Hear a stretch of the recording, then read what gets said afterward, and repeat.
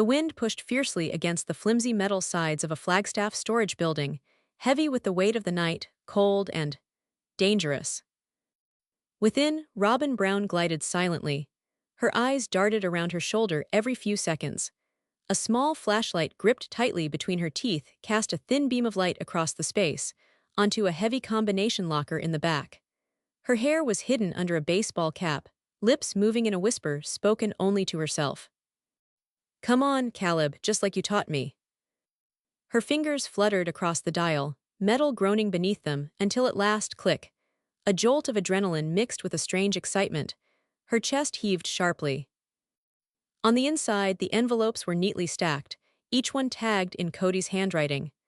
Some had additional words scribbled across them in marker: Coyote Pass payments, utilities, emergency fund.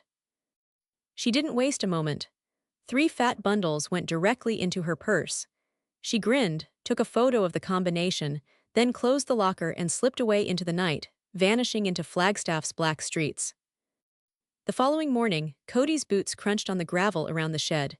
His voice was low, angry, cursing about down payments. He spun the combination, opened the door and stopped. His fingers ripped through the stacks, eyes flying from envelope to envelope. Then the yell, harsh and raw, reverberating off the metal. "Where is the rest of it?" He was so angry by the time he ran into Janelle's kitchen that he could hardly see straight. She was in mid-sip of coffee when he flung open the door. "Janelle, someone took from me, and it wasn't a stranger." She cocked her head, incredulous. "You sure you didn't just spend it and forget?" Cody's glare could have melted steel. "Do I look like I forgot thousands of dollars?" She didn't say anything, just stared into the camera, a slow, knowing look. Later, in a small producer's office, Cody was presented with the grainy black-and-white security video from the shed. A figure came up to the locker. He leaned in closer.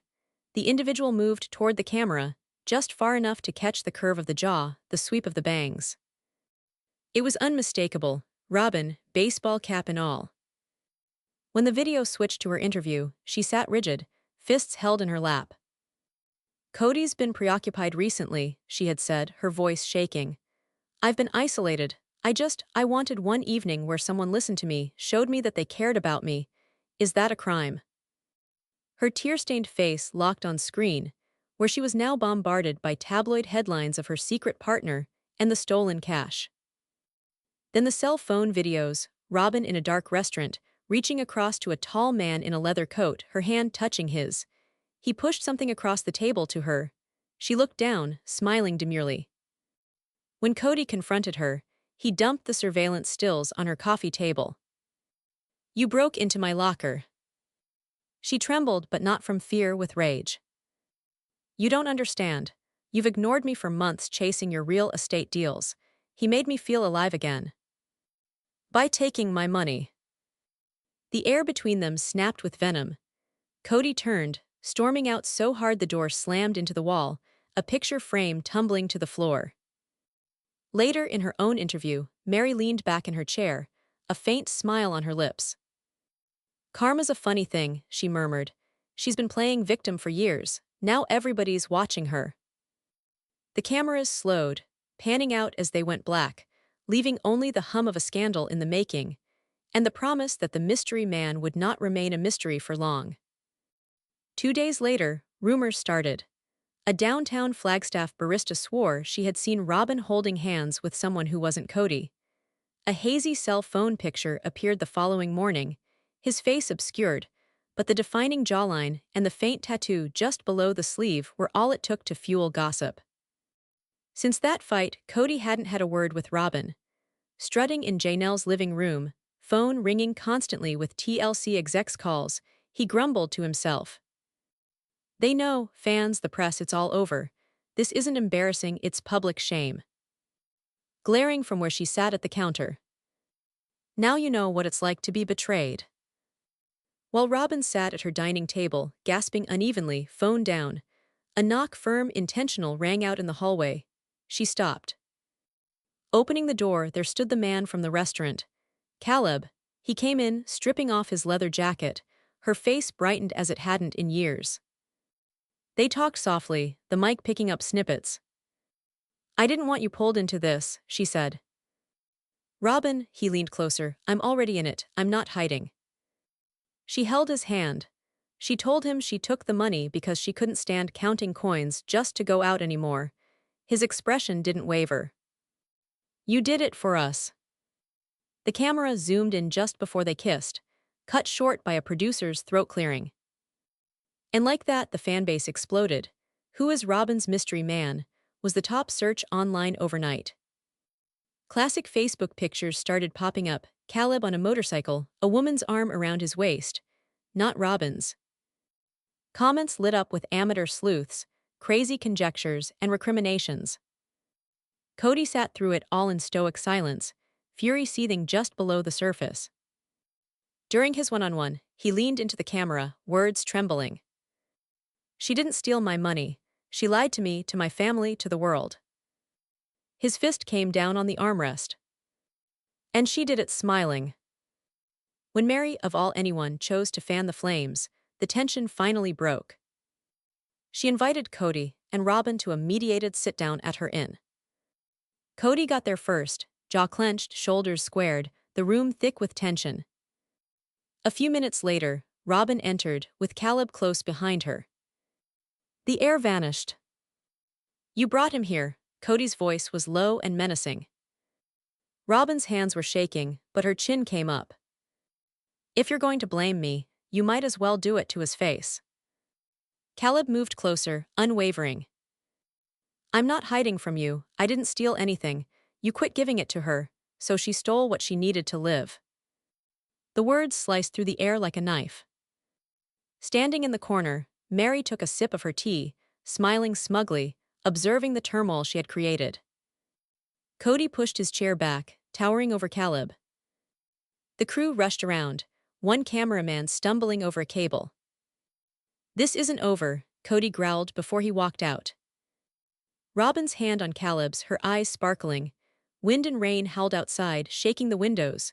There was a storm brewing. Rain streamed down Cody's windshield that night as he sat in his truck, alone.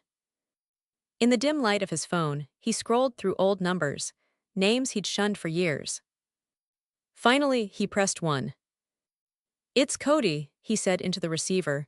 "I need to know about someone named Caleb." By morning, the rumor mill was working overtime. The rumors weren't nice. Stories of a failed lawn business, outstanding loans at a biker bar north of Phoenix, even suggestions of a criminal history. The following afternoon, TLC arranged a sit-down with Robyn and Caleb at a park. They sat tight on a bench, their knees touching, Robyn's hand resting on his thigh. The questions began gentle, then. "Have you ever been arrested, Caleb?" A hesitation. "Yes," he conceded. "A long time ago, bad decisions, I've moved on." Robyn clutched his hand tighter, scowling into the cameras. But the producers slowed the film later, just enough to register a flash of fear in her eyes. It wasn't shock. It was fear. That evening, Cody phoned Janelle in a hushed, urgent voice. "The guy's got a record, Janelle. Not just little things, possession, theft, fraud. And she's out there acting as if he's some kind of hero." "This isn't about you anymore," Janelle cautioned. "This has the potential to bring down the entire show." 2 days after that, TMZ broke the news. Robyn Brown's new man has criminal past. Sister wives in crisis. The stories only grew worse from there. Accusations of embezzlement, TLC covering up Caleb's past, rumors of a show-wide conspiracy. Behind the scenes in network offices, emergency sessions were convened. Leaks Anonymous suggested they would put the show in suspended animation altogether. But Caleb was not going down without a fight. He live-streamed on Instagram, voice steady, but with undertones of confrontation. "Cody's no saint. He's lied to his wives, stashed cash, played the victim. Robyn's the only one that ever saw past him. Yeah, I have a history. At least I'm not pretending to be someone I'm not." The video was viral within hours. Something inside Cody cracked when he caught sight of it. "You wanna play dirty," he grumbled, grabbing his jacket. "Fine. That evening, he entered the Flagstaff Police Department with a folder, surveillance stills, bank statements, a written complaint of theft against Robyn. Before sunrise, news crews were parked outside Robyn's residence. Inside, Caleb prowled like a caged animal, leather jacket half on. Robyn was at the kitchen table, knuckles white around her phone. Then came the knock, firm, unyielding. Two officers stood in the doorway. "Robyn Brown," one of them asked. She nodded. "Mr. Cody Brown has filed a complaint of embezzled money. We have some questions." Her shoulders slumped, her eyes flicked to Caleb. "I didn't take anything," she burst out. "It was marriage money, I just borrowed it." Robyn wasn't arrested, at least not yet. The officers simply handed her a summons to return the next day for questioning. As the door shut, Caleb's voice cut through the room. "They just want to scare you," he said, stepping closer, tone hardening. "Don't let them. If they push this, I'll make sure the whole world knows who Cody really is." And he did. That afternoon, Caleb contacted a friend who operated a tiny but merciless YouTube gossip page, famous for uncovering past tape and revealing dirty secrets nobody else would dare. The outcome, a 45-minute tell-all called The Real Cody Brown: Secret Accounts, Hidden Deals, and How He Manipulates His Wives. Caleb remained in the background on camera, but his voice was unmistakable as he spoke of secrets Robyn had shared with him, about cash transactions, shady real estate transactions, and bank accounts the other wives were allegedly unaware of. By evening, the video had more than 1 million views. Fans overflowed TLC's social media with calls for answers. Sponsors started calling. Within a conference room at the headquarters of TLC, the atmosphere was charged and strained. One producer contended Robyn's scandal could be turned into ratings gold.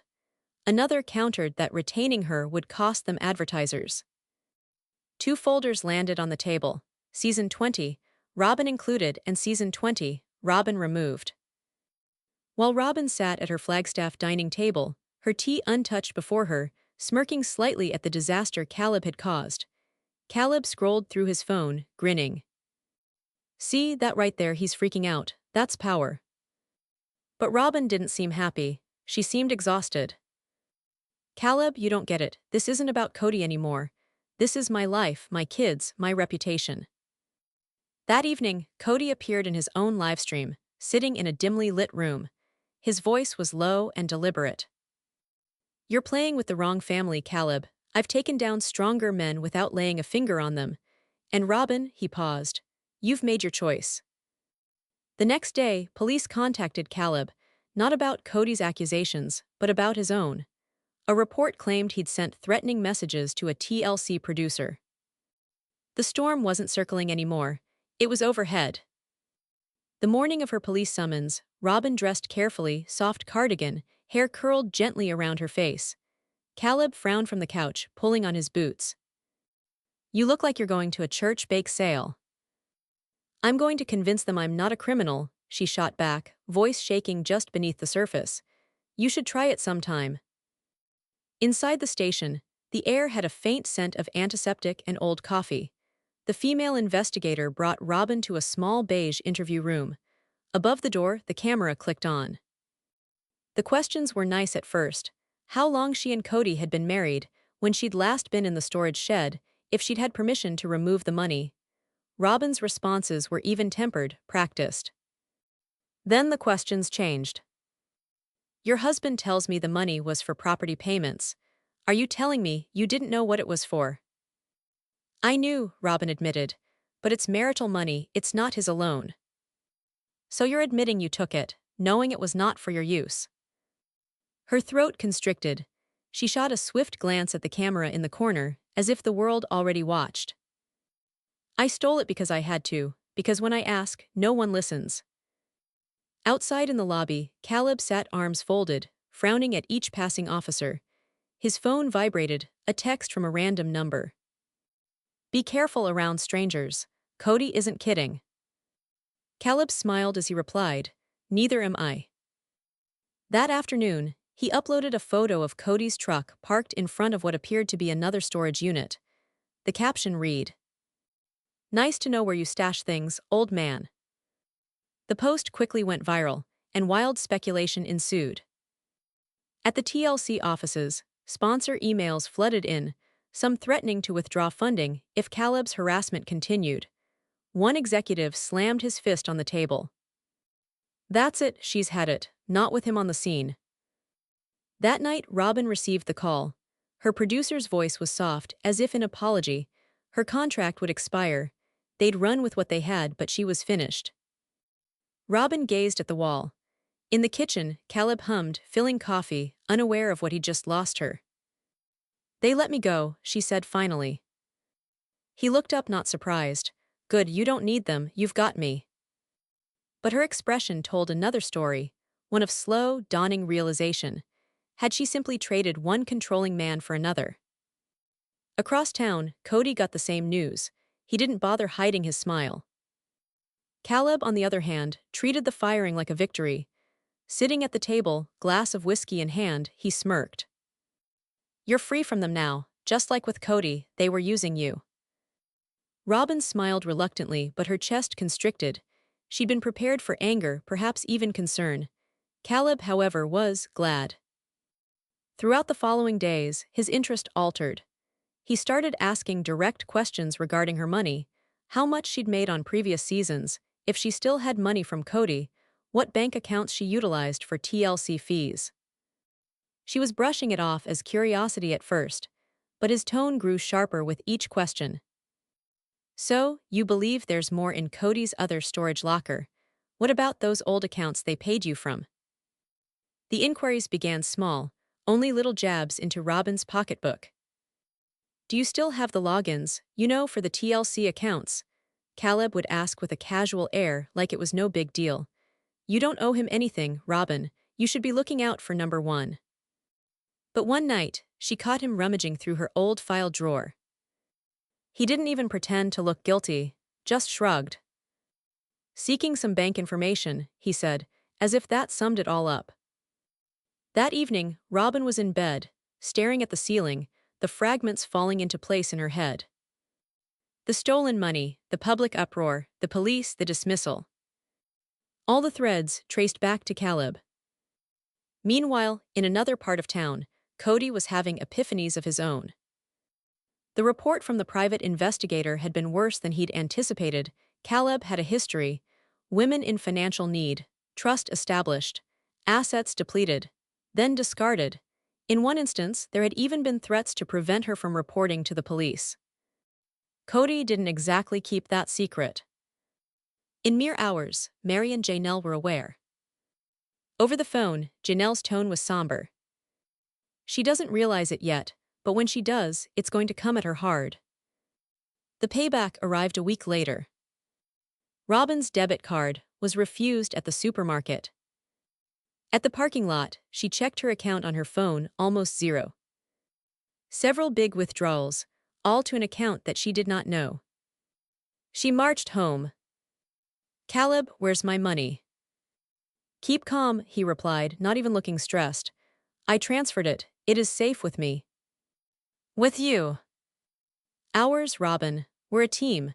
Without me, you wouldn't have had the courage to stand up to Cody." It didn't sound like teamwork. It sounded like domination. That evening, after Caleb was asleep, she sat alone in the darkness with her cell phone. For the first time in years, she thought of calling Cody. The voicemail she left was trembling. "It's me, Cody. I think I've made a mistake. I think I'm being threatened." Cody didn't call back that evening. Robyn was already walking through her own house, as if it were an enemy's territory by morning, observing Caleb's pacing, the agitated manner in which he checked his phone, the brusqueness in his voice. She came up with a plan. When he was gone, she'd pack a bag, quietly leave, and go to her sister's in St. George. But as she opened up her suitcase, a voice spoke from the doorway. "Going somewhere." Her hand went rigid on the handle. "Just to my sister's, to get some fresh air." Caleb stepped inside, closing the door behind him. "You don't require space. You require loyalty. I've done so much for you, don't leave now." You stole from me, Caleb. You manipulated me. His smile was thin and cold.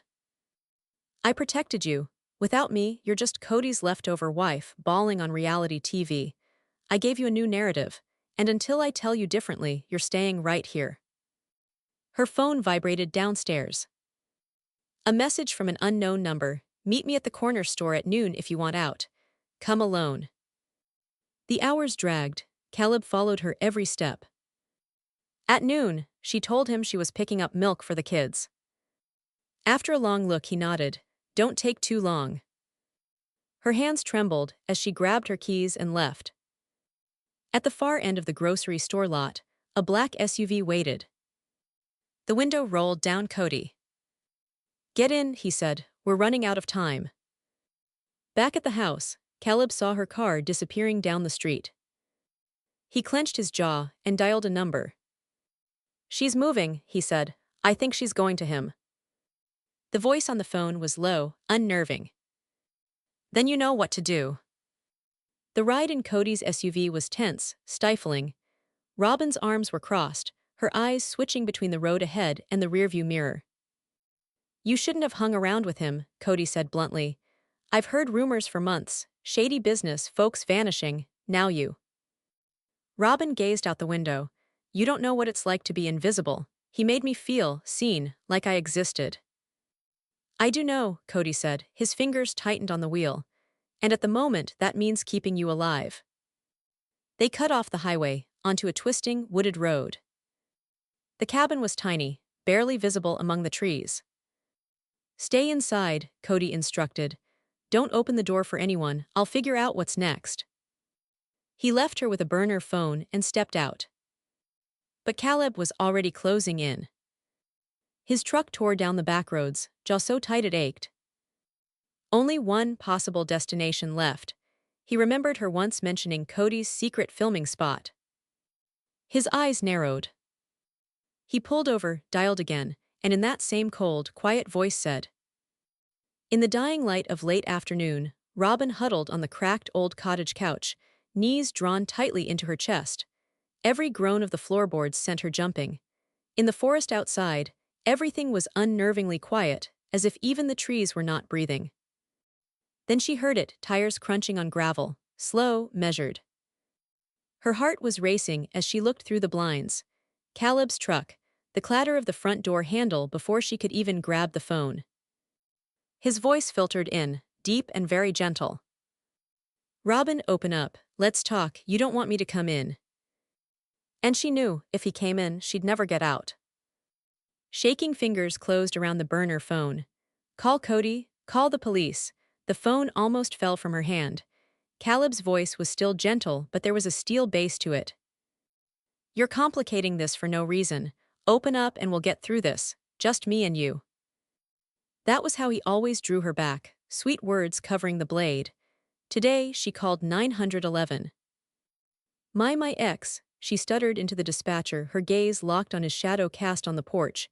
He's dangerous and he's outside. I'm trapped. I don't know how long. The door rattled hard, she suppressed a scream. Outside, Caleb looked around, no one. Good. He took a crowbar from his jacket. The first crack of splintering wood echoed through the cabin. Robyn's heart pounded in her throat. 15 miles away, Cody's phone buzzed. It was the burner number. He's here, he's breaking in, she managed between shaky breaths. Cody's truck roared onto the gravel road, tires screaming. Stay hidden, I'm almost there. Within, the lock creaked open. Chilly air swirled in through the small opening. Caleb's shadow loomed in the doorway, eyes blazing with anger, but his face impassive. Robyn, you shouldn't have fled from me, he murmured, entering. She edged backwards towards the distant wall, hands feeling for something, until they clamped around a heavy iron fireplace poker. Through the trees, Cody's headlights slash across the road. He sees Caleb's truck parked on the porch, and a turn of fear works itself into his stomach. Sirens scream in the distance. Caleb's eyes go cold. You called the cops. His tone lowers into something icy.